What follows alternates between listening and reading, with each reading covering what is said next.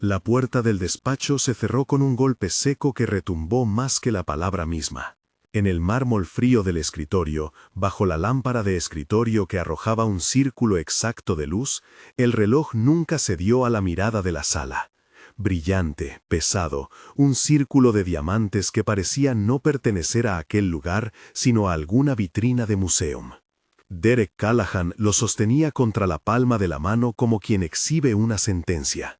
Frente a él, con el chaleco manchado de cera del conserje y las manos aún impregnadas de aceite de barrer, Stanley Walker permanecía erguido, pequeño de cuerpo, pero con una dignidad que no cabía en la acusación que flotaba por la habitación. «Lo vi en su bolsa», dijo Callahan sin modular. No gritó, más bien dejó que su voz llenara el espacio como si la gravedad la hiciera más convincente. A su lado, Linda Crawford sostenía un sobre con la tipografía de Recursos Humanos y una tablet con correos abiertos. Dos guardias de seguridad discretos formaban una línea que partía la sala entre el lujo y la persona acusada. Nadie en la sala miró a la foto arrugada de una mujer que asomaba medio oculta entre las llaves y los paños dentro del bolso de Stanley. Nadie le dijo a Stanley que aquella foto era de su esposa, de Eleanor, y que por la tarde le había prometido que volvería a casa temprano para cenar una sopa que ella sola hacía, siempre con la misma cuchara de madera. El gesto que cerró la escena fue simple. Un guardia apoyó la mano en el hombro de Stanley, una mano muy joven, tibia y segura, y le indicó que fuera a la recepción a dejar sus pertenencias. La humillación no necesitó gritos, ocupó su lugar con la rotundidad de una política formal. A través del cristal, el resto de la oficina miraba, algunos con sorpresa, otros con la indiferencia afilada de quien protege privilegios. En el bolsillo interior del chaleco, el carné de acceso a la torre de oficinas, un rectángulo de plástico con su foto descolorida, parpadeó un último LED rojo antes de apagarse. Un correo siguió al gesto. A las 9:32, Recursos Humanos lanzó una orden que nunca debería haber tenido que escribirse sin investigación previa, pero que estaba ahí, fría en el servidor, lista para ser leída por el mundo de Stanley. Fragmento del correo, 9:32, de recursos.humanos@cosmoholdings.com. Para, seguridad, recepción, IT, asunto, suspensión inmediata, empleado, Walker, Stanley, ID 00472. Cuerpo, por favor proceder con la revocación de accesos y la suspensión administrativa de Stanley con efecto inmediato. Se solicita la no divulgación interna hasta nuevo aviso. El mensaje viajó por cables y servidores y llegó a las pantallas de recepción en menos tiempo del que tardó el silencio en acomodarse en el despacho. Para Stanley, el correo fue una sentencia por anticipado. Para la empresa, fue un movimiento calculado. Preservar la imagen frente a un cliente, proteger la veta dorada del edificio y aplicar protocolos que, en otras manos, protegían errores, en esas manos, protegían reputaciones. Esa fue la primera imagen que muchos verían en los informes. El conserje en la puerta, la foto asomando, el reloj en la palma del director general. Pero la cámara no contó la tarde anterior, ni las llaves que Stanley tenía para abrir las salas, ni los intercambios de cortesía que se tienen con los ejecutivos a las 3 de la madrugada cuando se repone la basura del piso. La cámara no vio el modo en que a Stanley le temblaban los dedos al cerrar la bolsa, porque en esa foto había una sonrisa que pertenecía a otra vida, su esposa, su hogar, la promesa de paz. Stanley volvió a su coche con la cabeza baja, la bufanda apretada contra el viento, como quien se protege del mundo y de su propio nombre. Nunca dejó la dignidad, otra cosa era que el mundo la reconociera. En el asiento del conductor, entre la caja de herramientas y un termo de café medio vacío, sujetó la foto de Eleanor y la pasó por el dedo para suavizar el pliegue. La llamada del hospital llegó al filo de la tarde. Eleanor está en urgencias, dijo su voz con un hilo de pánico que apenas dejaba escuchar la palabra. Tiene el pecho apretado. En el hospital, la luz era más cruel que la del despacho ejecutivo, fluorescentes que hacían todo claro y duro, salas de espera llenas de susurros, y Stanley sosteniendo la mano de su mujer como quien tiene entre los dedos el último pedazo de cielo. Mientras se desarrollaba lo que para Stanley era un día de humillación y terror doméstico, en la otra punta del edificio, alguien que debía creer en los procesos decidió mirar de nuevo. Grace Thornton había sido auditora durante más de una década. Su trabajo era ver lo que otros no veían o se acostumbraban a ignorar. Esa mañana, una notificación anónima llegó a su bandeja. Revisar CCTV piso 12, incidente con personal de limpieza. Grace no era de las que confiaba en correos sin firma, pero tampoco en la inercia institucional. Abrió el primer archivo con el mismo respeto frío con que un cirujano abre una herida. La sala de control de CCTV estaba llena del zumbido de servidores, de pantallas dispuestas como ojos mecánicos y del olor a aire acondicionado. Grace se sentó, el tablero ante ella, y llamó a IT para solicitar una copia íntegra. La respuesta del técnico fue corta. ¿Necesitas preservarlo? Hay una solicitud de baja prioridad para archivarlo. Algo en la palabra archivar le sonó como un eufemismo preparado para desaparecer pruebas. Levantó la vista y en la esquina de la pantalla un thumbnail mostraba a Derek Callahan entrando al despacho el día anterior con la cámara apuntando al pasillo donde se veía a empleados cruzando, a Stanley empujando su carro de limpieza, a clientes pasando con cafés. Un zoom, un scrub en la línea de tiempo, y el primer frame que cambió la historia. CCTV, Floor 12, 1:47. Frame 2741. Derek Callahan visible en cámara. Viste traje oscuro, corbata, alza la manga a exponer una muñeca con reloj. Frame 2846. Derek Callahan visible en cámara. La mano izquierda baja, la muñeca ya no muestra el reloj. Se ve a Derek inclinarse hacia su escritorio y meter algo en el cajón superior. El Scrub Timeline fue una operación matemática y de paciencia. Avanzar, detener, retroceder, observar píxel por píxel. Grace anotó cada marcador, tomó nota de metadatos que demostraban la cadena de custodia del archivo, hora de creación, hash del archivo y quién accedió al clip. Para cualquier persona ajena a ese lenguaje, sonaba a jerga técnica. Para Grace, era un mapa del lugar en el que la verdad podría esconderse.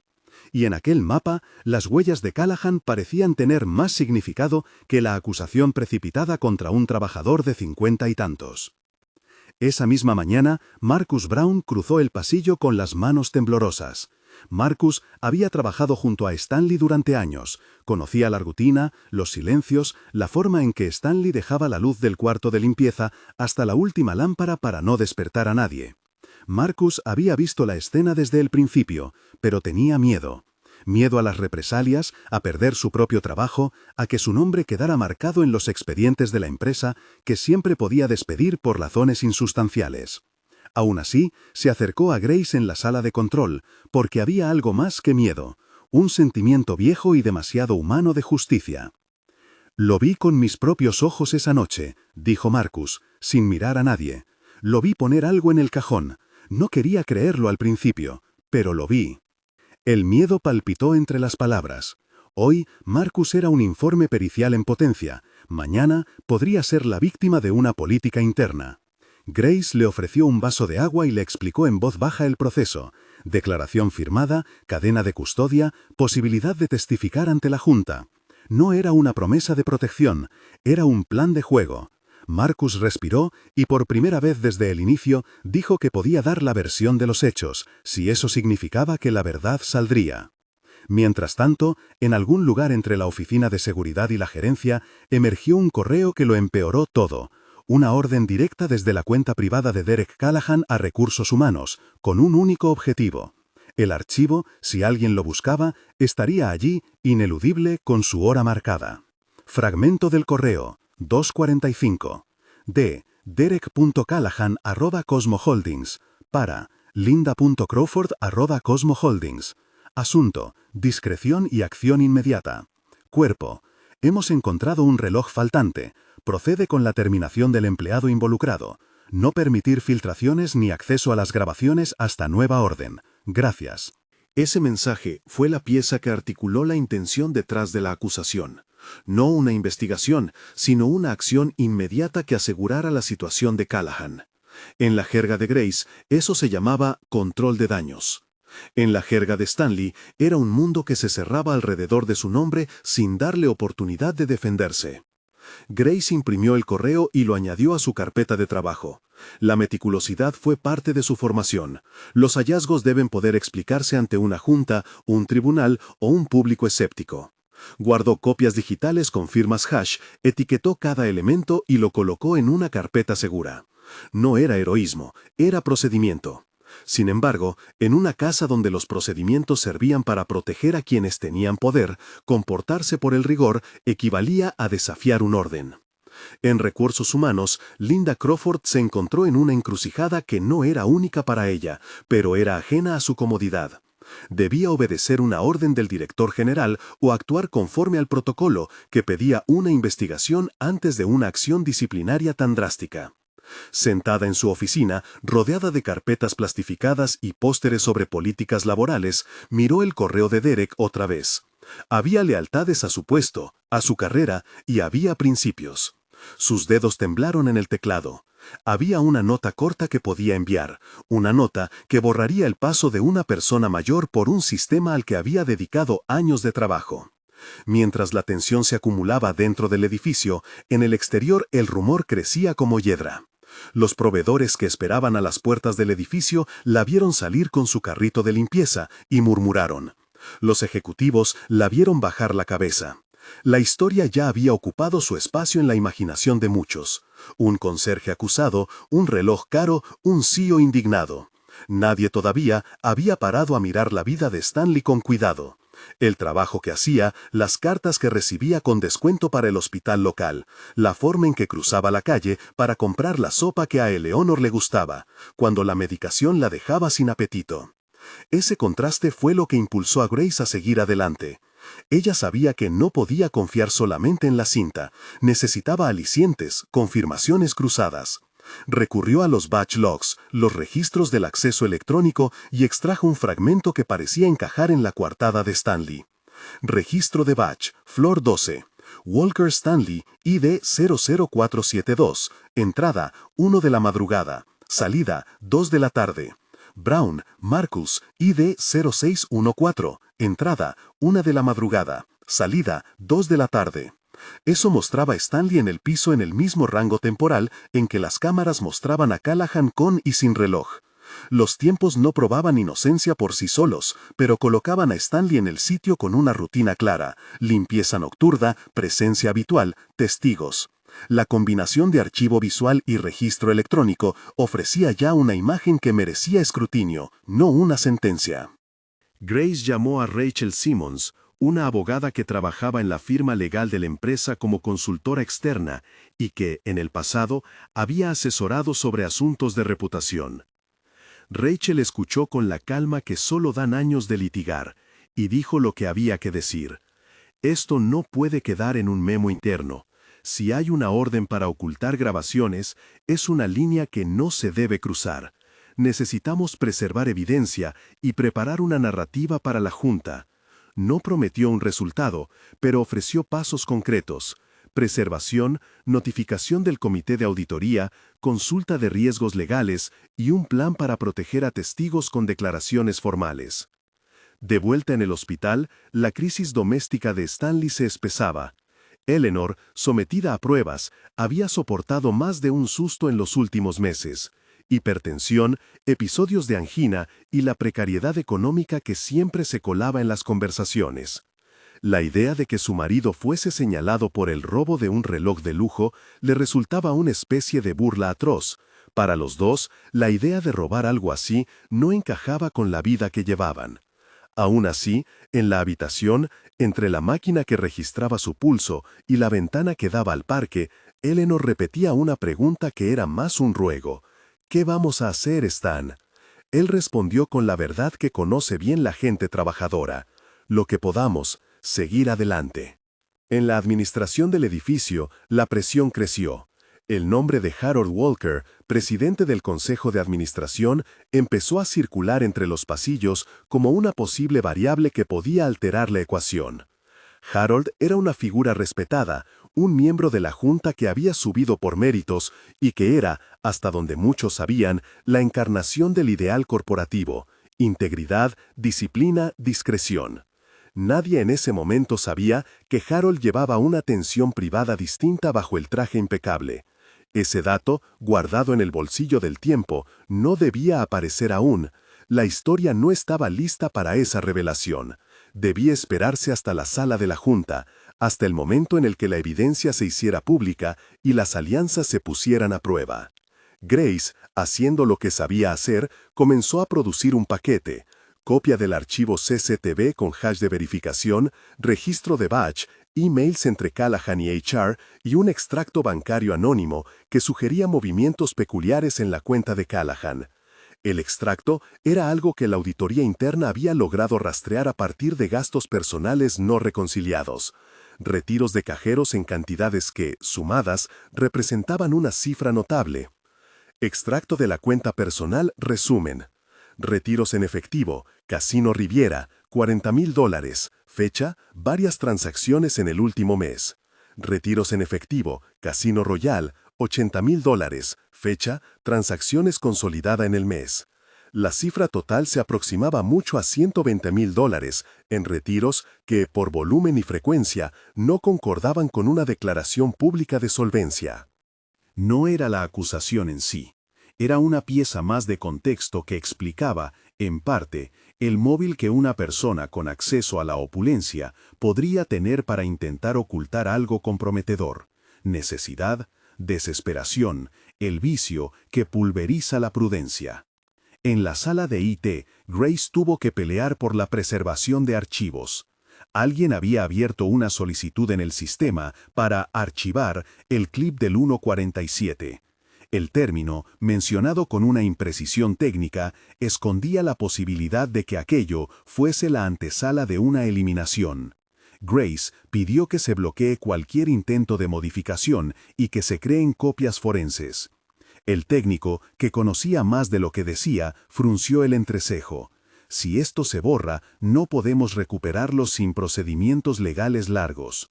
Con eso, la carrera por la verdad se convirtió en un contrarreloj. Pero la verdad tiene amigos y enemigos en partes iguales. Mientras Grace cerraba su carpeta, Marcus dudaba en firmar su declaración. El miedo seguía allí, latente. Tenía hijos, una hipoteca, la lealtad a su compañero de turno. Además, había rumores sobre lo que Callahan podía hacer. No solo defender su posición, sino maniobrar para neutralizar a quien amenazase su imagen. Marcus miró a Grace y preguntó en voz baja: ¿y si me despiden por decir lo que vi? Era la pregunta de todos los que en el mundo encuentran su sustento en empleadores inmensos.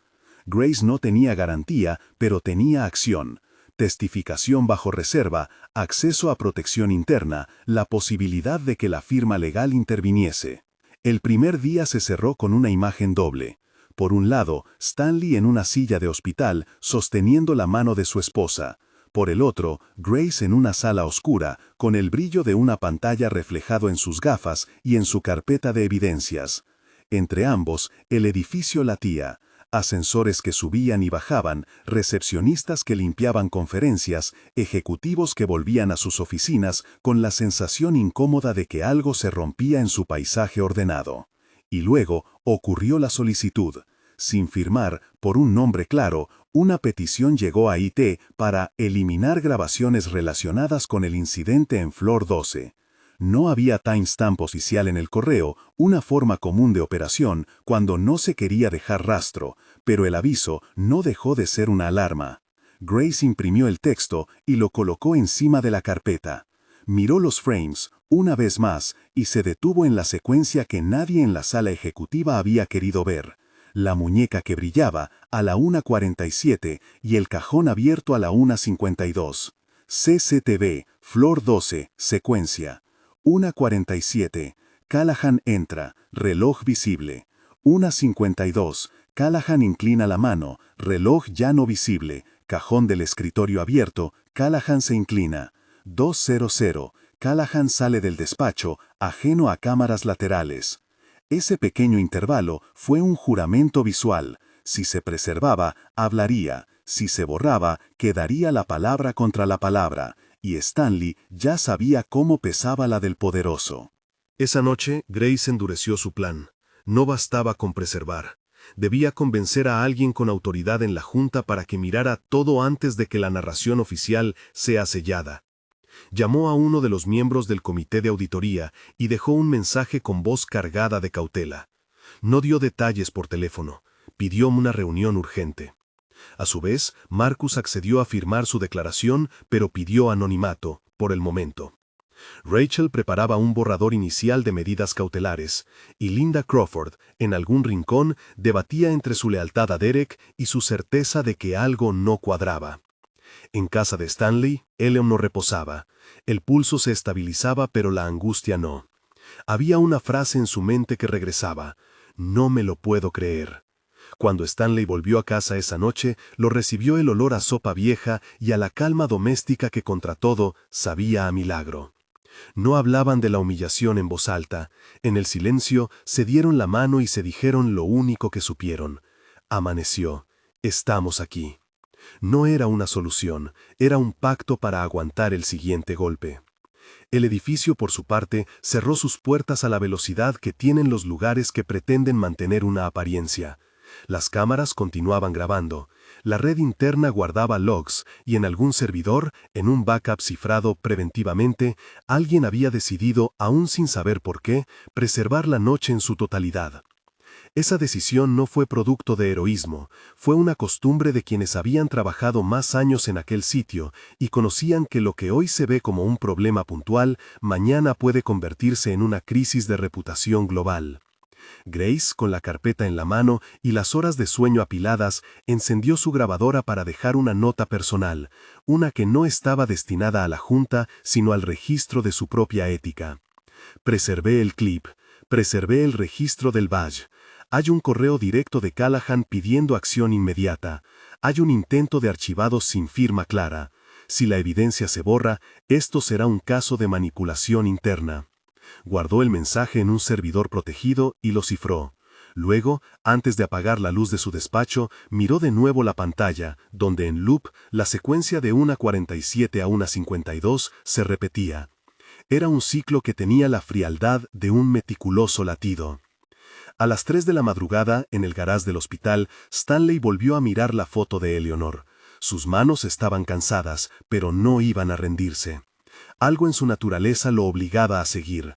No sabía aún las mecánicas del proceso legal ni las maniobras del poder, pero conocía la palabra limpieza.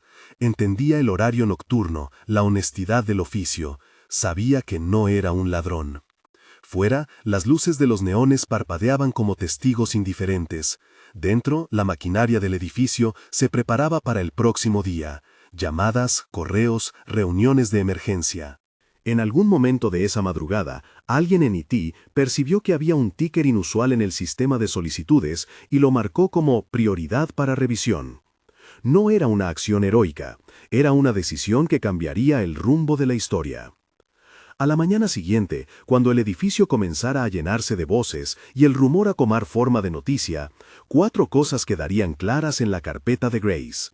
La presencia de Callahan con el reloj a la 1:47, la desaparición del reloj a la 1:52 en las imágenes, el correo directo de Callahan pidiendo la terminación a las 2:45 y el memo de HR de las 9:32 que había suspendido a Stanley antes de cualquier investigación.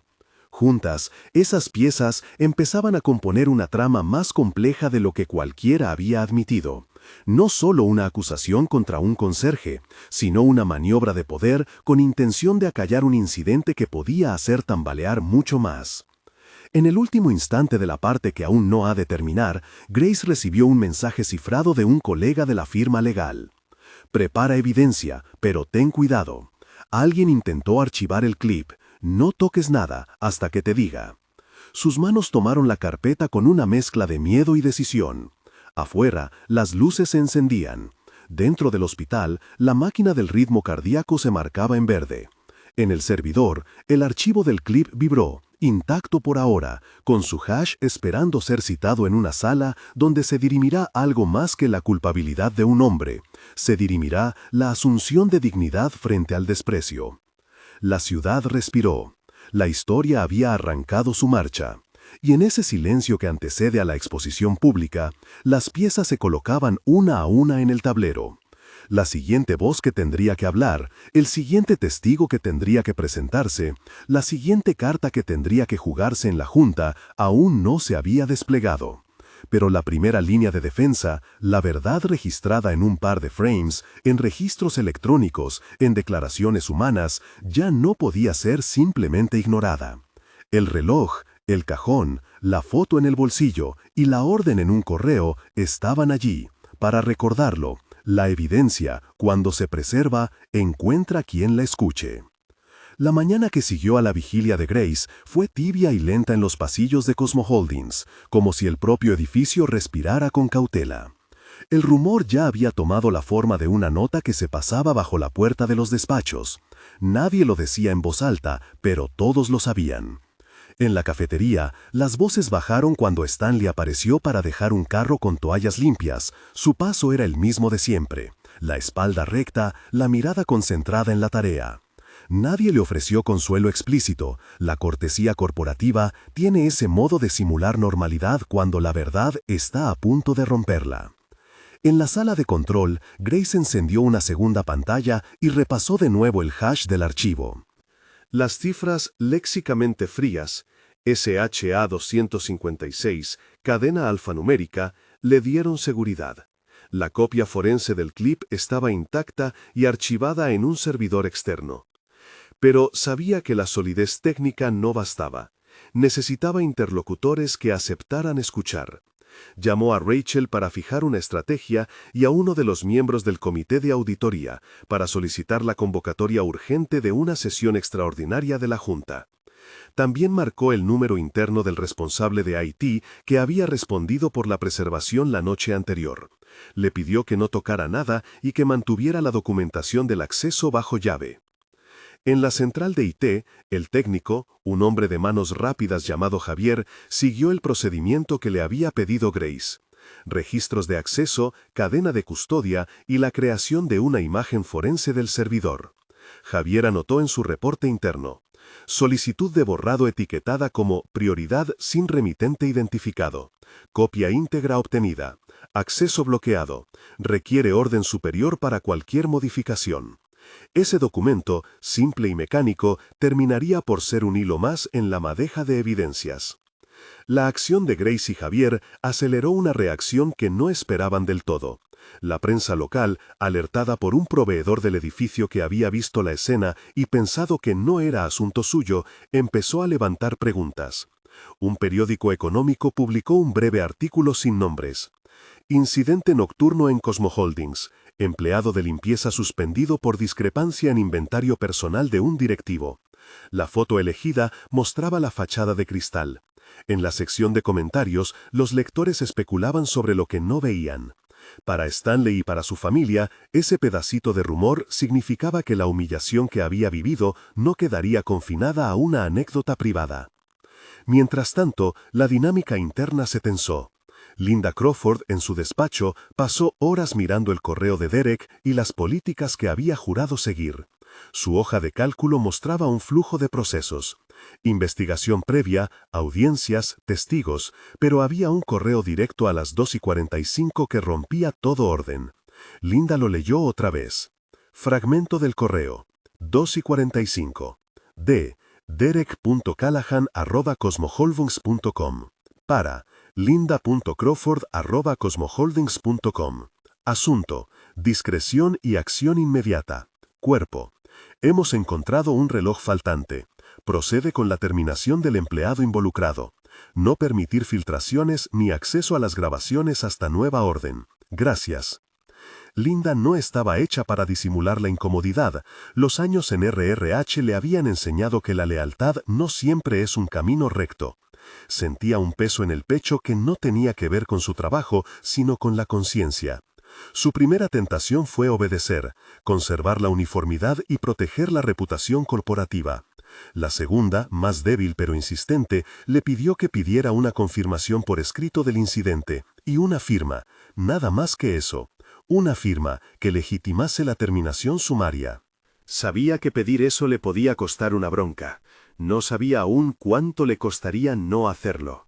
Rachel llegó aquella tarde a la sala de reunión con los documentos ya organizados, las copias cifradas del clip, la transcripción de los marcos clave, el extracto de batch logs y el email de Callahan.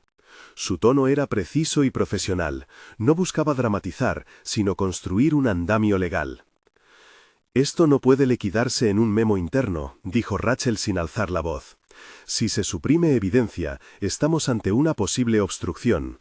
Hay que notificar al comité de auditoría y preservar pruebas para una eventual cadena de custodia judicial».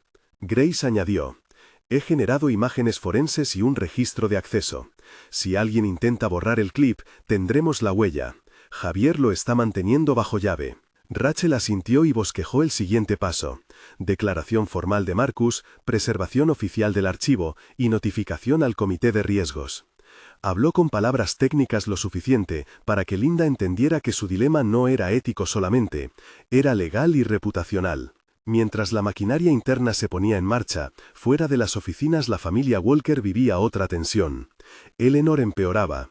Los médicos evitaron dramatizar, explicaron con claridad que aquello debía manejarse con calma y medicación. A Stanley, sin embargo, le pesaba la sensación de impotencia. Había noches en que la enfermedad le parecía una sentencia menor frente a la humillación de su nombre en aquel correo de las 9:32. En el hospital, entre el sonido mecánico del monitor y la cuidada voz de la enfermera, él repasaba los minutos útiles, la hora que había dejado la llave, los muebles que había ordenado, la cuchara de sopa en la mesa. Recordó, en un flash breve y cálido, al joven Harold corriendo por el jardín de su antigua casa, una promesa de futuro que no imaginaba que un día estaría al frente de la junta. La relación entre Stanley y Harold no era un secreto para quien conociera la historia familiar. Durante años, Stanley había sostenido a su hijo mientras éste estudiaba. Hubo sacrificios, subsidios económicos silenciosos, noches de trabajo extra. Pero era algo que Harold, por su definición de mundo corporativo, había apartado de los lugares donde se discutían balances y estrategias. Esa distancia, hasta entonces manejable, se convirtió en una prueba que solo se revelaría en la escena adecuada. La segunda noche transcurrió con llamadas, reuniones y disputas bajas, hasta llegar a un punto de fricción. Derek Callahan, al tanto de que algo se movía en la sombra, actuó como quien cree tener control. En su despacho, con la corbata floja y el brillo del reloj en el dorso de su mano, telefoneó a varios aliados, consejeros, socios cercanos y, en uno de los contactos más directos, a un ejecutivo de relaciones públicas con instrucciones claras para minimizar el ruido. Su voz tenía el temblor de quien juega con fuego y sabe que puede quemarse. Pero Callahan sabía algo más: su historial financiero. La auditoría, guiada por Grace, había podido trazar una serie de retiros que ya no parecían casuales. Extracto de la cuenta personal. Resumen. Retiros en efectivo. Casino Rivera, $40,000. Fecha, transacciones en el último mes. Retiros en efectivo. Casino Royal, $80,000. Fecha, consolidado en el mes. Total aproximado de retiros en efectivo, $120,000. La cifra, cortante, no era una acusación en sí misma. Era un contexto que explicaba por qué Callahan podría sentir la urgencia de control de daños. Para Grace y Rachel, ese contexto se traducía en un móvil plausible. Alguien con dependencia económica cotidiana podría intentar manipular la narrativa para ocultar un descuido propio. A medida que los días pasaban, el mapa se llenó de papeles, declaraciones, órdenes, notas internas. Marcus, finalmente convencido de que no podía callar, estuvo esa tarde en la oficina de Grace para firmar su testimonio. Lo hizo con manos temblorosas, pero con claridad. Declaración firmada. Marcus Brown. Yo, Marcus Brown, ID 00614, declaro que en la madrugada del día X, observé a Derek Callahan inclinarse sobre su escritorio y depositar un objeto en el cajón superior. Puedo reconocer la acción en el clip de CCTV que se encuentra preservado en el servidor forense. Firmado, M. Brown. Fecha, firmada. Marcus pidió que su declaración no circulara de forma pública en los primeros momentos, y Grace lo garantizó: protección interna y acceso a la asesoría legal. Esa declaración, sin embargo, era una pieza crucial que convertía la imagen visual en testimonio humano. En la tercera jornada, la presión escaló. Un correo interno, filtrado a un pequeño grupo de miembros del Consejo, convocaba una sesión extraordinaria de la Junta para el cuarto día, y en los pasillos se comenzó a susurrar la posibilidad de presentar las evidencias ante la misma. Grace y Rachel trabajaron hasta la madrugada preparando un paquete de presentación que combinaba el detalle técnico con una narrativa clara: CCTV intacto, registros de batch, extractos bancarios y el email directo de Callahan a las 2:45. Fragmento del paquete de evidencias. 1. Archivo forense, CCTV Flor 12, clip completo, hash de SHA25. 2. Transcripción frame by frame, 1:47, reloj visible, 1:52, reloj no visible, cajón abierto. 3. Registro de batch, Walker, 1:47-2:15, Brown, 1:40-2:30. 4. Email de Derek Callahan a Linda Crawford, 2:45. 5. Memo de RH, 0932, suspensión. 6. Extracto bancario, retiros en casinos por 120,000. 7. Declaración firmada, Marcus Brown. 8. Registro de solicitud de archivado sin remitente, IT Report. Rachel insistió en que la presentación debía ser limpia, sin adjetivos que alimentasen la percepción de persecución personal. La Junta debía decidir sobre hechos, no sobre relatos. Grace añadió una nota técnica en la cual explicaba qué significa Scrub Timeline y por qué la integridad del hash certifica que el clip no ha sido alterado. El Scrub Timeline permite revisar cuadro por cuadro los metadatos. El hash es la huella digital del archivo.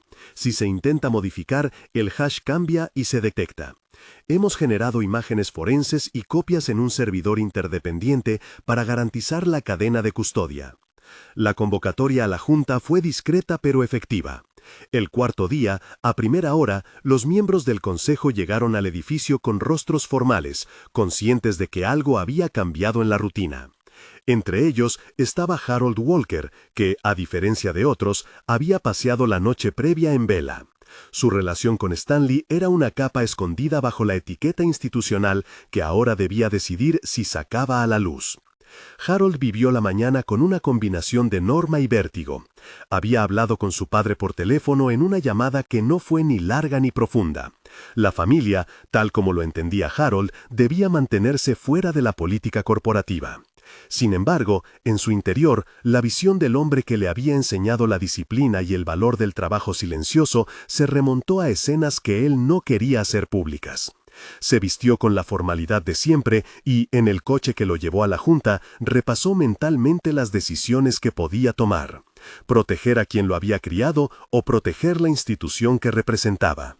La sala de juntas olía a madera encerada y café recién hecho, la mesa larga brillaba y las sillas altas conservaban la sensación de solemnidad. Allí, Grace desplegó su carpeta con calma y encendió la pantalla. Los miembros del consejo miraron los documentos con la curiosidad contenida que tienen las personas que han hecho de la contención una virtud. «Señores y señoras», comenzó Grace, «no vengo a presentar hipótesis, vengo a presentar registros. Les pido que observen el clip en su estado íntegro y las piezas documentales adjuntas. Luego, si lo consideran, abriremos turno de preguntas y testimonios». El clip, proyectado en alta definición, se vio ante la sala en su secuencia de 1:47 a 2:00. No hubo efectos dramáticos, solo la precisión de los frames. Callahan entra, alza la manga. El reloj brilla. El reloj deja de aparecer en la muñeca. Callahan se inclina y, en un gesto que solo la cámara captó, coloca algo en el cajón. Los ojos de algunos se entornaron.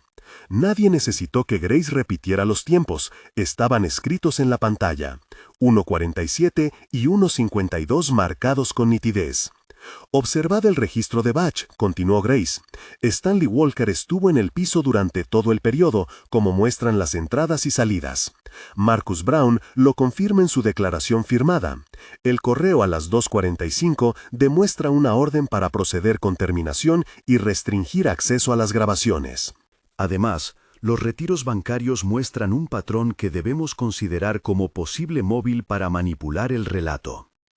A esa altura, el silencio en la sala ya no era cortesía, era tensión acumulada.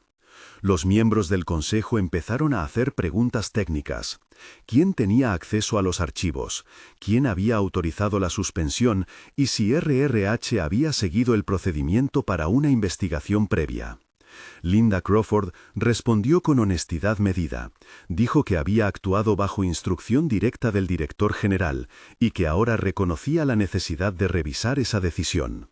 Cuando Grace terminó, Rachel solicitó la palabra para hablar de las implicaciones legales.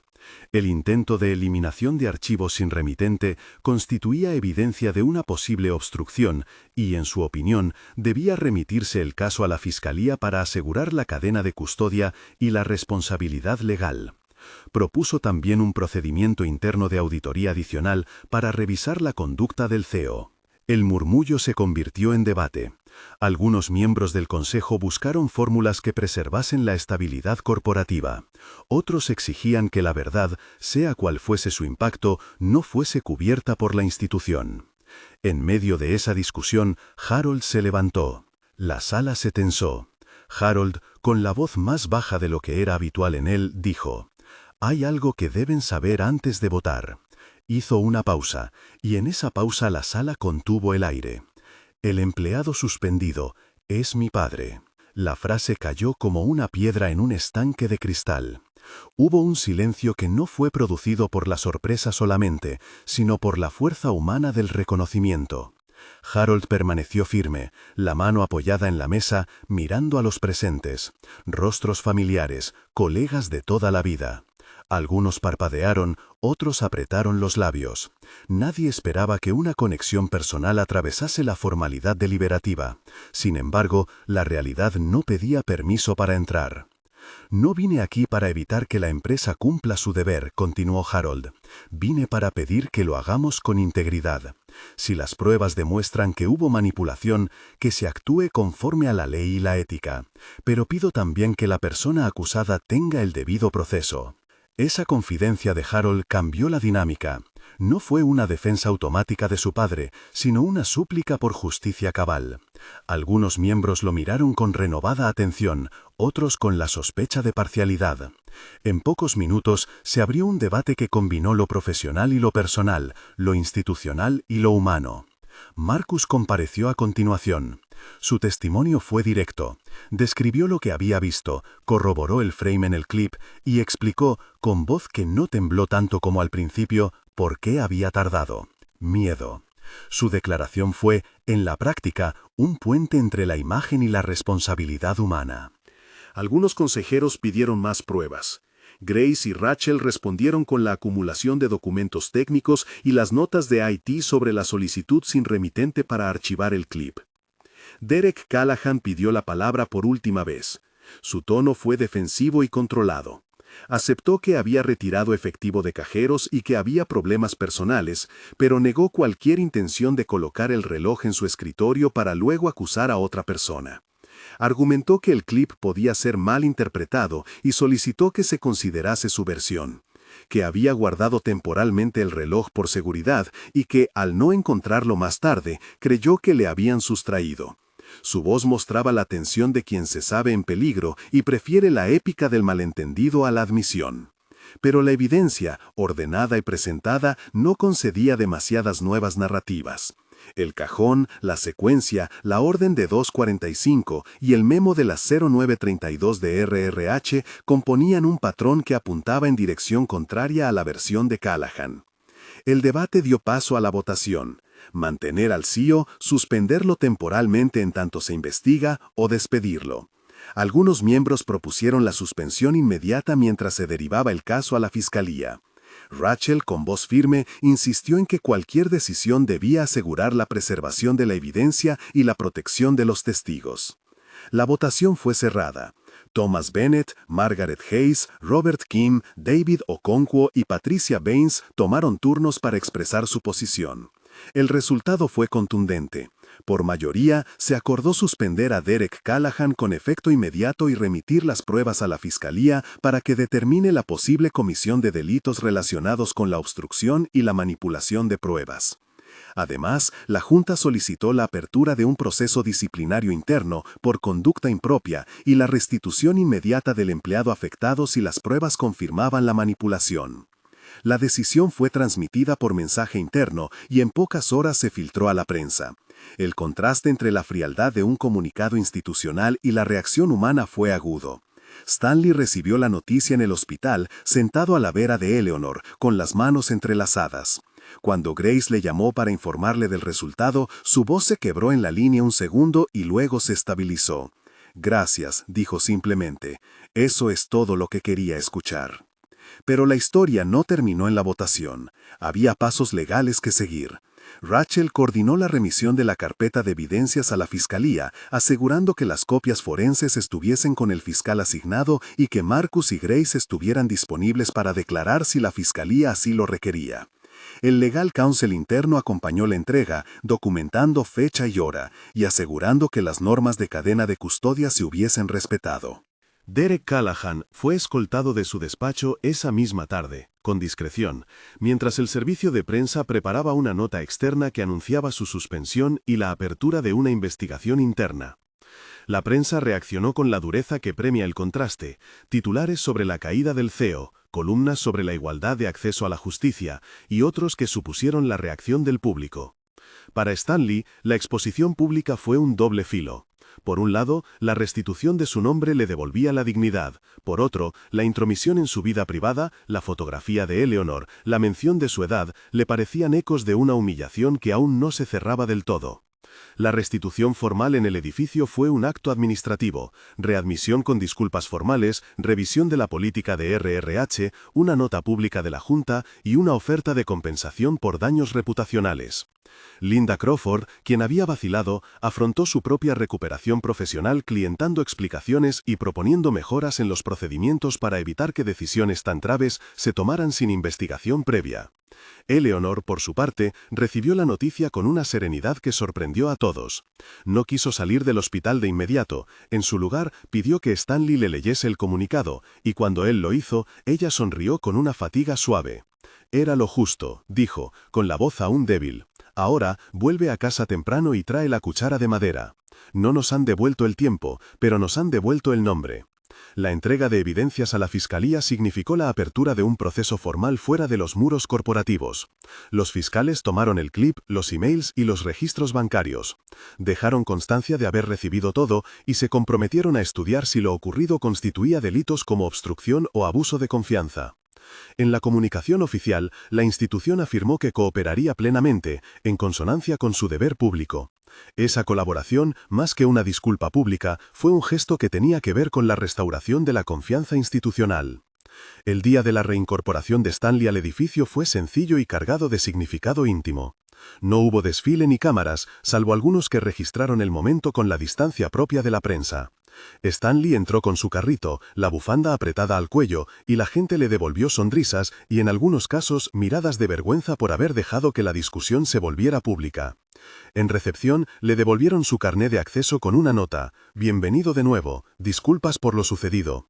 Stanley tomó la tarjeta, la miró y luego la guardó en el bolsillo del chaleco con el mismo gesto con el que había guardado la foto de Eleanor. La restitución no borró el dolor de la experiencia, ni siquiera su efecto de recordatorio en la memoria de la ciudad corporativa. Pero tuvo consecuencias prácticas claras. Se revisaron políticas, se establecieron protocolos de preservación de registros y se implementó un pequeño programa de formación para RRH sobre diligencia previa antes de suspensiones. La Junta decidió además contratar una consultora independiente para auditar procesos internos y asegurar que el fenómeno no se reprodujera. Derek Callahan quedó en situación de suspensión y, en paralelo al proceso interno, enfrentó la posibilidad de cargos por manipulación y obstrucción. Sus abogados negociaron límites formales e intentaron desacreditar las pruebas técnicas, cuestionando chain of custody y metadatos. Pero los informes forenses y los registros de IT que Grace y Javier habían preservado demostraron robustez. El hash del archivo coincidía con las copias entregadas. Los logs mostraban accesos y solicitudes inusuales de archivado. Y el correo de 245 no tenía un remitente oculto, provenía de su cuenta. En un proceso que es, por naturaleza, lento, la evidencia colocó a Callahan en una posición difícil. En los días posteriores, la historia adquirió una dimensión pública que no seducía a Stanley. Había columnas de opinión, debates en redes sociales y especulaciones sobre los límites entre poder y protección. Pero para él, la realidad se reducía a lo cotidiano: volver a la rutina de limpiar las mesas de la sala de juntas, pasar el paño por superficies que antes guardaban su nombre como una anécdota y, sobre todo, compartir con Eleanor el gesto de siempre: la sopa con la cuchara de madera. En una escena que quedó impresa para él como una certeza simple, Stanley colocó la cuchara en la mesa con una calma que no buscaba ser vista. Era un acto pequeño, humano, una prueba de que ciertas cosas permanecen, incluso cuando la ciudad de cristal se agita. Marcus recibió un reconocimiento que no buscó: la posibilidad de contar su versión sin represalias y el apoyo para encontrar seguridad laboral que le permitiera declarar. Linda Crawford hizo un anuncio interno sobre cambios de procedimiento y se ofreció a testificar sobre la presión que recibió. Grace, por su parte, recibió agradecimientos formales y la satisfacción profesional de haber preservado lo que la técnica podía asegurar: la verdad documental. Pero para ella, la recompensa no era personal. Había algo que reverberaba en su pensamiento: ¿cuántas veces los procesos se usan para proteger y cuántas veces se olvidan de las personas que hacen que las empresas funcionen? La Junta decidió además que habría una sesión pública en la cual se explicaría la restauración de la reputación de Stanley y las medidas tomadas. En esa sesión, Harold pronunció unas palabras que, aunque medidas, mostraban la tensión entre su papel como presidente y su vínculo con el acusado. «Mi padre fue tratado como si su valor dependiera de su puesto», dijo Harold. «Hoy hemos intentado reparar eso. No podemos cambiar lo que ocurrió, pero podemos cambiar cómo respondemos a lo que ocurrió». La integridad no es un valor que se aplica solo cuando conviene. Es un compromiso que sostengo con la comunidad y, sobre todo, con mi familia. En un gesto que no buscaba la grandilocuencia, Harold se acercó a Stanley después de la sesión y le ofreció la mano. No fue una escena de perdones exagerados, fue un acto privado, un reconocimiento público reducido a un simple contacto humano. Stanley miró la mano de su hijo, la apretó y, con una voz serena, dijo: «Hagamos que esto sirva. No por nosotros, sino por quienes vienen detrás. Así no les será tan fácil». El epílogo institucional fue pragmático. La Fiscalía anunció que recibiría el expediente para decidir si formularía cargos penales contra Callahan por obstrucción de la justicia y manipulación de pruebas. Cosmo Holdings prometió colaborar íntegramente y, en paralelo, lanzar un programa para reforzar la protección de denunciantes y preservar registros audiovisuales por periodos mínimos. Para la prensa, la historia evolucionó hacia análisis sobre cultura corporativa y abuso de poder. Para las personas involucradas, la vida continuó con los efectos de lo ocurrido tatuados en la memoria. La restitución formal de Stanley incluyó medidas concretas: readmisión con antigüedad reconocida, compensación económica por daño reputacional y un acto interno de disculpa. Pero más que los papeles, lo que quedó fue un gesto más humano: la cercanía de compañeros de trabajo que le devolvieron la dignidad con pequeñas acciones cotidianas. En el primer día tras la reincorporación, un recepcionista le trajo sin motivos una taza de té. Una limpiadora dejó junto a su carrito una tarjeta escrita a mano que decía: «Gracias por tu trabajo». Eran gestos sencillos, pero tenían el efecto de restituir aquello que la humillación había intentado romper. Stanley volvió a sus rutinas y descubrió que la atención pública, aunque intensa por unos días, se diluía pronto. Sin embargo, su reputación había sido restaurada, y con ella la posibilidad de mirar hacia adelante sin la sombra de una acusación que nunca fue probada en su contra. Cuando la noche caía, a veces se sentaba en el porche de su casa y observaba la calle con la tranquilidad que da la certeza de haber resistido. Eleanor, ya en recuperación, se apoyaba en su brazo y a veces, con voz baja, le decía: «El mundo aún no entiende lo que tú vales. No importa, Nosotros sí lo sabemos. La historia de la familia Walker comenzó a circular como ejemplo de cómo la verdad, sustentada en pruebas técnicas y coraje humano, puede imponerse sobre el uso del poder.